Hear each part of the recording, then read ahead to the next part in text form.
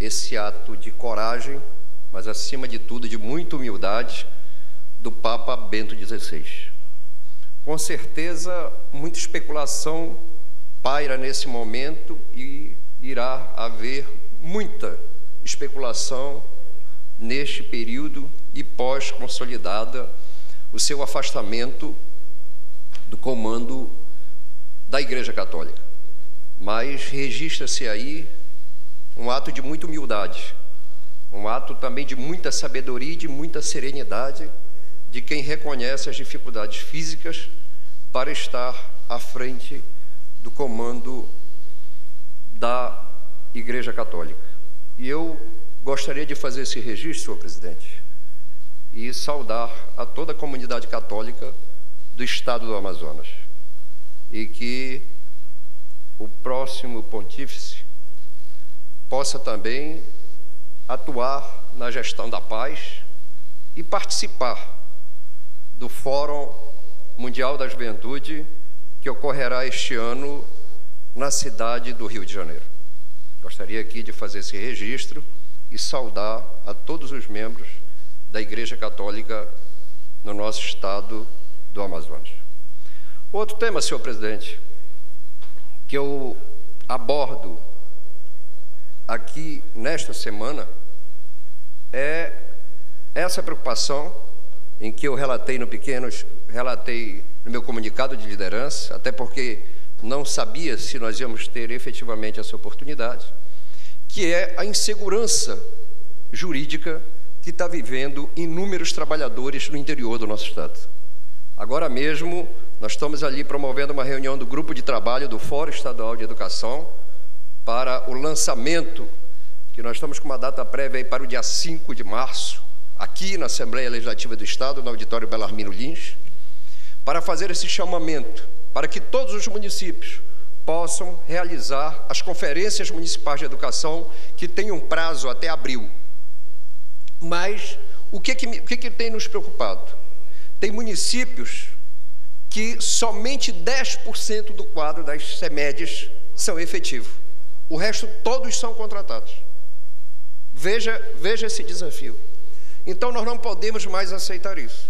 Nós iremos buscar conversar com os secretários municipais de educação, mas iremos também dialogar com o Tribunal de Contas, com o Ministério Público do Estado, para que a gente possa chegar a um bom termo e ter um prazo para que todos os municípios possam criar seus cargos, possam elaborar o plano de cargos e carreiras e salário dos trabalhadores da educação e como também realizar o concurso público.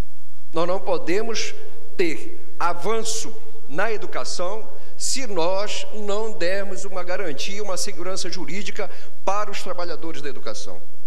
Também a necessidade de continuar o investimento na qualificação continuada desses trabalhadores.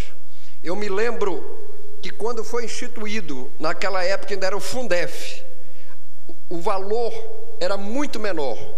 O valor é muito menor do que se recebe hoje. Mas todos os entes federados, os municípios e o governo do estado, oportunizaram, porque era uma exigência do fundo, que eles tivessem curso superior. Houve um grande mutirão, um esforço dessa maneira. E por que não continuar na qualificação? Nós vamos aproveitar esse momento da conferência, discutir com a UFAM, via a FACET, com a UEA. Por quê? Porque nós temos dificuldade na formação da pré-escola, nós temos dificuldade na formação, nós temos carência de professor em algumas áreas, como química, física, matemática, biologia. Em vários municípios você não tem esses professores e nós precisamos buscar um esforço coletivo, um esforço tanto por parte do governo quanto por parte dos municípios, mas a gente identifica o maior problema na parte do município. E é inaceitável que com tantos anos já de implementação deste programa, a gente ainda tenha professor leigo ministrando aula. A gente viva o problema de todo início de ano ter que contratar professor. E o que é mais absurdo, senhor presidente, tem município que não paga os 12 meses de trabalho para o professor, que não paga férias para o professor. E isso independe se ele é contratado ou não, tem recurso para isso. E o que é mais importante nós sabermos, hoje a grande maioria dos municípios do estado do Amazonas, a maior fonte de recurso é o Fundeb, não é o ICMS e o FPM. Então não há justificativa para que professores não recebam o seu salário com dignidade, para que não recebam os direitos trabalhistas, para que não recebam as suas férias e possam ter efetivamente condições de trabalhar. Então, nós vamos aí, já estamos iniciando essa discussão, nós vamos promover uma reunião no seio da Comissão de Educação, juntamente com o CITEAM, com o Fórum Estadual de Educação, com os representantes das instituições, dos estudantes, para que a gente possa efetivamente enfrentar esse problema de frente e buscar o apoio, senhor presidente, de quem tem competência para tal, para que a gente possa ter um termo de ajuste e conduta e trilhar no caminho do que defende a lei, mas garantir o que também está na Constituição. Nós não podemos ficar à mercê da vontade de um governante que não tem efetivamente compromisso com a educação. Então, nós vamos trilhar nesse caminho e queremos ir mais longe num outro momento, que é garantir metas para a educação no estado do Amazonas. Nós não podemos ficar só na vontade, nós não podemos ficar só nos indicadores. Nós temos que definir essas metas e sugerir esse grande pacto pela educação no estado do Amazonas, e com isso fazer um esforço concentrado. Os indicadores a nível nacional têm melhorado, por um lado, mas por outro lado também têm nos deixado muito preocupados. E o que demonstra isso são resultados que a gente tem a nível nacional, por exemplo, do ensino médio, deputado Sinésio, que 36% de quem conclui o ensino médio é analfabeto, e os resultados de avaliação da OAB, como também do Conselho Regional de Medicina de São Paulo.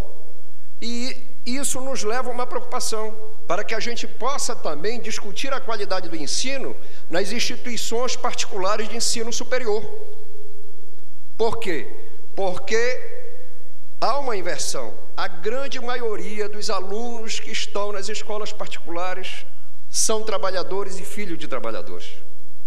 E pessoas que têm mais condições estão na escola pública. E aí está a lei das cotas, que é uma grande polêmica em relação a isso. Mas nós queremos aprofundar esse debate de nós discutirmos a educação como um todo e poder melhorar as condições de trabalho da educação. Nesse sentido, senhor presidente, nós contamos com o apoio dessa casa, contamos com o apoio da comissão que Vossa Excelência tão bem dirigiu, que é a Comissão de Constituição e Justiça dessa casa, para que a gente possa estar nesse esforço concentrado e ir ao encontro dessa necessidade do avanço da efetiva garantia da estabilidade dos trabalhadores e, com isso, o município, o Estado, poder ter um plano de qualificação continuada, que eu não tenho dúvida, irá refletir efetivamente na melhoria da qualidade da educação no nosso Estado. Paralelo a isso, de informar também a importância da realização das conferências municipais de educação. Quero aproveitar a oportunidade aqui, através da TV Ali, da Rádio Ali, para que a gente possa, e da imprensa, fazer esse grande chamamento, para que todos os municípios possam realizar suas conferências e, com isso, debater aquilo que está previsto neste manual de orientação, mas aquilo também que nós discutimos no Plano Nacional de Educação. Inclusive, deputado Zé Ricardo, Vossa Excelência, que é líder do Partido dos Trabalhadores, que é o partido da presidenta Dilma, e vou fazer também este apelo para todos os parlamentares que têm representatividade no Congresso Nacional, para que nós possamos cobrar os nossos parlamentares, no sentido de dar a prioridade para votar o Plano Nacional de Educação. É uma coisa importante para o nosso país, para o nosso Estado, e que a bancada do Amazonas esteja vigilante dentro daqueles temas que nós temos defendido, que é o custo amazônico, que é a questão de mecanismo de transparência na aplicação do recurso da educação, e também que a gente possa garantir um sistema nacional de educação indígena e o acesso a banda larga, para que as escolas, e aqui foi citado pelo deputado Tony Medeiros, dos avanços das conquistas que houveram no Luz para Todos, mas que as nossas escolas, aonde houver energia, seja na cidade ou no interior, que elas possam estar contempladas com esse suporte tecnológico de acesso à banda larga. Então, eu faço esse apelo a Vossa Excelência, que também aí tem uma preocupação muito grande com a educação, mas vou fazê-lo, inclusive formalmente, encaminhando a todos os partidos que têm assento nessa casa, partidos como o do deputado Belarmino Lins, que é o PMDB, para que a gente solicite das lideranças dos nossos partidos no Congresso Nacional, seja na Câmara, agora está no Senado, que a gente solicite dos nossos parlamentares da bancada do Amazonas esse apoio de votar o Plano Nacional de Educação, porque já era para ter sido votado em 2010. Nós estamos em 2013. E se nós não pressionarmos, se a sociedade não pressionar, com certeza o Congresso que não conseguiu, deputado Zé Ricardo, votar o orçamento, tão cedo não vai votar o Plano Nacional de Educação. Concedo uma parte ao ilustre deputado José Ricardo.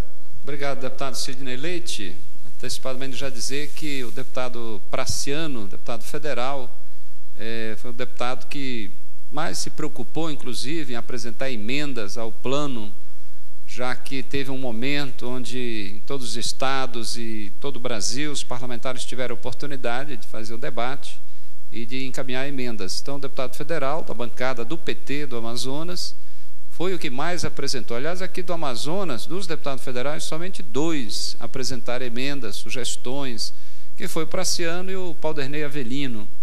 Então, nesse sentido, na bancada do Partido dos Trabalhadores lá, ele até já tinha falado sobre isso, ele está acompanhando, inclusive também fazendo a discussão sobre a reforma, alterações no ensino médio, né, que esse é um outro debate, Vossa Excelência sabe muito bem, e nós precisamos fazer esse debate aqui no estado do Amazonas. Com certeza a Comissão de Educação desta casa vai ter o papel de protagonista, né, de trazer esse debate do Congresso Nacional aqui, porque realmente o ensino médio nós precisamos ver melhor e ter as ações mais específicas, porque as escolas que estão oferecendo o ensino médio estão fechando, as turmas, né, estão deixando de ter turmas à noite, principalmente, no ensino médio.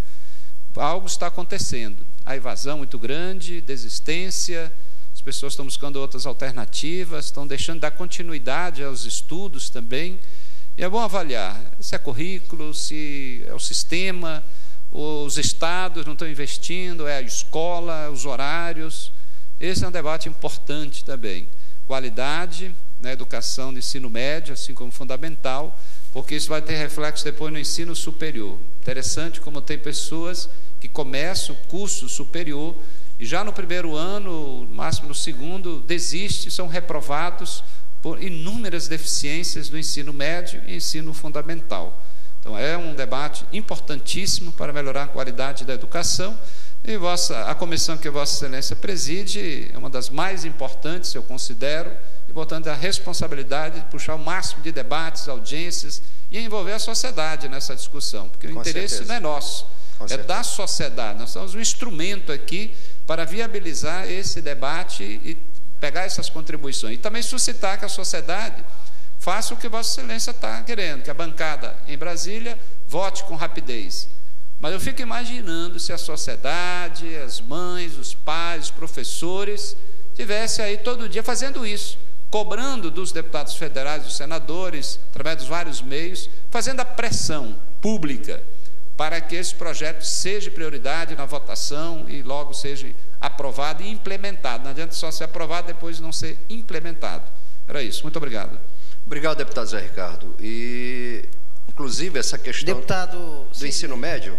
Eu queria que Vossa Excelência também, na mesma esteira, me desse uma parte. Como ele falou do Praciano, eu vou pegar essa matéria de hoje, deputado Zé Ricardo, e eu quero que Vossa Excelência se manifeste agora. Ele está falando que o único que foi atuante lá, que é atuante, olha o que o Praciano fala: contra essa casa, contra esta casa. O deputado federal mais votado nas eleições de 2010, com 166 mil votos, o petista Praciano classificou a bancada da qual faz parte de inoperante. de inoperante. Os deputados federais são inoperantes. Ele inclusive, se auto-intitula inoperante. Aqui está o jornal. Então, deputado Zé Ricardo, que acaba de falar, todo dia fala o nome do Praciano, eu não tenho nada contra. Mas ele está dizendo que ele é inoperante. Ele está dizendo, não é eu. E ainda, falar em nome dos deputados, ele não tem autoridade nenhuma para falar. Ele não tem autoridade nenhuma para falar. E a demanda, se tem 8 deputados federais que é inoperante, ali está o irmão de um deputado que eu vejo as pegadas dele no interior, deputado Átila Lins. Então, se tem deputado federal inoperante, que entregue, não se candidate. Dizer que a bancada de deputados federais é inoperante, então não disputa a eleição. Quem não quer defender o povo, quer ficar somente com bravata, não dispute a eleição. Deputado Marcelo Ramos. Então, quando se trata de aumento de bancadas, não é para aumentar emprego para político, não. É para que eles representem o Estado. 48 vereadores para representar a Assembleia, a Câmara de Manaus, para cuidar de mais de 1,5 milhão de quilômetros quadrados do nosso Estado, correndo risco de vida diuturnamente, para se ingrar de avião, de barco, de tudo quanto é meio de transporte, deputado Sidney, e dizer que, porque os inoperantes lá, para que colocar mais um? Então eu queria, já que o deputado federal está dizendo que ele é inoperante, porque ele está dizendo que a bancada é inoperante, ele é um deles. Quem está falando aqui é a palavra dele aqui. Então peça para renunciar, porque tem um bocado de gente que quer trabalhar. E mais, o aumento da bancada de deputados estaduais, deputado Belarmino, é o anseio da unanimidade desse poder. Porque sabemos que 24 deputados para dar conta do recado do Estado como o nosso, necessita da ampliação de bancadas. O Amazonas não é o Piauí, não é o Acre. O número de 24 é o número mínimo. Então, como ninguém falou, eu fiz questão de me manifestar. E eu sigo aquela filosofia do existencialista Friedrich Nietzsche, alemão como Ratzinger. Antes que me combata, eu me combato. Então, é um deputado do PT, do meu partido, Sidney, que eu faço aqui essa manifestação contrária. Porque quem sabe onde o sapato aperta é quem calça. Se tem deputados que não pisam no interior, não trabalham nas comunidades, é uma outra realidade. Então, eu faço, inclusive, uma manifestação pública de solidariedade aos deputados federais, que não são todos 8, aqueles que trabalham, o deputado Belarmino, porque senão fica como verdadeiro essa palavra aqui que os deputados, a bancada é inoperante. Então, se eu não falasse nada, deputado Marcelo, deputado Zé, ficava mais uma manifestação aí passando como verdadeiro. Então, enquanto eu estiver aqui, o pau vai cantar, quem vier desqualificar. E até porque quem está falando aqui na matéria, em nome da ampliação, não fala em nome dele, fala em nome desse poder que a gente vem lutando há muito tempo para ampliar o número de deputados. É o Procurador-Geral da Assembleia Legislativa, é o doutor Vander Góes. Então, se eu não falar aqui, eu estou sendo conivente e estou dizendo que a nossa bancada é inoperante. Não é. Eles trabalham, deputado Sidney. Se tem alguns que acham que são inoperantes, peçam para sair. Peço para sair, que tem muita gente que está doido para ir para lá para trabalhar. Tenho dito, muito obrigado pela parte. Senhor presidente, voltando ao meu discurso, que é o assunto da educação, eu quero dizer também que nós vamos fazer esse debate, deputado Zé Ricardo, porque uma preocupação que nós temos é que hoje o ensino médio, deputado Belarmino, depois de um jovem passar 12 anos na escola, ele não tem profissão. Inclusive comunicar que o governo federal lançou hoje o Pronatec, as inscrições para o Pronatec 2013, que é na página do Ministério da Educação, lá do FNDE, que as pessoas podem fazer a sua inscrição, mas nós temos que sim, deputado Zé Ricardo, que cada vez mais debater o tema da educação. Porque muitas vezes, e Vossa Excelência ressaltou isso, da importância que é a educação, mas nós precisamos aprimorar, inclusive, dando oportunidade para os nossos jovens, do que acontece hoje na cidade de Manaus. Nós temos, na sua grande maioria, mais oferta e mais chamamento para o ensino superior do que o curso técnico. E hoje a gente sabe que muitos dos cursos oferecidos não atendem à demanda da realidade do mercado de trabalho. Você tem mais oferta para cursos técnicos, muitas vezes, do que para curso de nível superior. Vide o exemplo não só da qualidade, mas da necessidade que há dessa mão de obra, deputado Sinésio.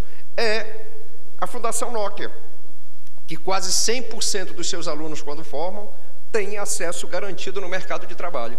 Então, nós precisamos aprofundar isso e aprofundar, inclusive, deputado Zé Ricardo, algo que diz respeito à comissão que Vossa Excelência preside. Nós sabemos que não é simples, mas de nós acompanharmos e abrir esse processo de discussão junto com os recursos de P&D, que não são recursos de pequena monta e que nós poderíamos, inclusive, melhorar o nível de formação dos trabalhadores do Distrito Industrial. Então, esse é um tema também que nós temos que discutir. Por quê? Porque nós temos o recurso, mas não se está conseguindo colocar que este recurso disponibilizado efetivamente venha cumprir este papel de atender na formação e atender na melhoria do conhecimento dos nossos jovens no estado do Amazonas. Era o que eu tinha a dizer, senhor presidente. Meu muito obrigado e até a próxima oportunidade.